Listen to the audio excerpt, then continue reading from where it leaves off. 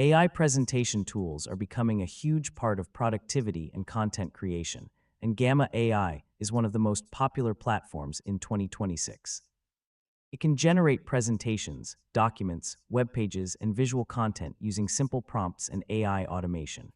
So in this full tutorial, I'll show you how to use Gamma AI step by step for beginners. First, open the Gamma AI website in your browser. Once the homepage loads, click Sign Up or Log In if you already have an account.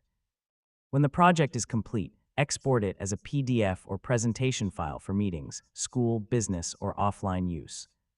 Besides presentations, Gamma AI can also help create pitch decks, reports, study materials, business proposals, marketing content, and educational pages. And honestly, Gamma AI works best when your prompts are specific and organized. Yeah, giving the AI clear goals, audience details, and presentation style instructions can improve the final results dramatically. And that's your full Gamma AI tutorial for 2026. Hopefully now you have a clear understanding of how to create AI-powered presentations and visual projects faster and more efficiently.